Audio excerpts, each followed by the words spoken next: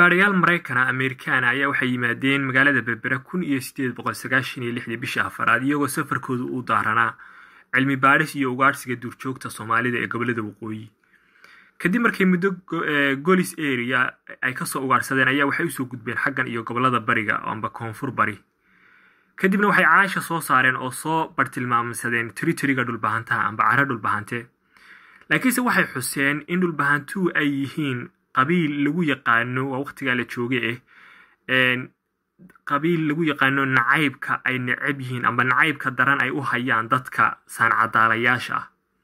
daraadeed safarkoodii cara dhulbahante may gelin oo way ka baqeen kadibna si degdeg ah ay talaabada hoos uga xadeen oo markaa regionkii amba dhulkii dhulbahantaha waxa ay gees mareen sida ugu dhaqsaha badan ay u awoodeen ayay gees uga mareen.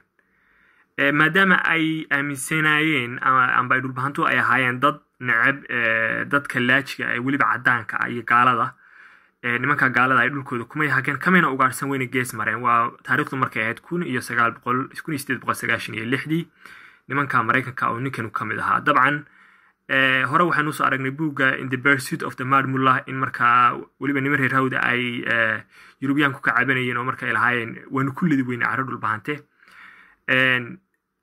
horena sidoo kale waxaa qarnigii 18aad weliba horaantiisii aanu soo aragnay in markaa dhulbahantu ay necab yihiin waa sida ay sheegeen dadka laajiga ay dhulkooda soo galayay ayna marnaba u dulqaadanayn.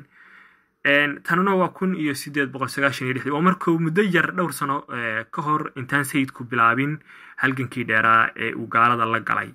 marka nimanka Ingiriiska iyo Mareykanka iyo wuxuu isku raaceen markaa dhulbahantu horaba iyadan halganka daraawiishta u bilaaban ay necbaayeen dadka saan cadaalayaasha iyo sidoo kale gaaladaba totally ay necbaayeen dhulbahantu inay caradoodana cag soo dhigaana ay marnaba ayna ogoleen. marka waa waxyaabaha sharaxaya halganka sababta ay dhulbahantu ugu badnaayeen daraawiishta. taariikhdan haddaynu baadhno aynu ka soo helino tusaale mid iyo laba iyo saddexba ka badan. marka dadka cadaanka iyo dhulbahantu inayna is arki karayn. xogtan oo faahfaahsan iyo xogo kale oo la xiriira insha Allah iyo nimanka Amerikaanka iyo waxyaabaha ay gobolada waqooyi kala kulmeen iyadoo dhameystiran way soo socotaa insha Allah.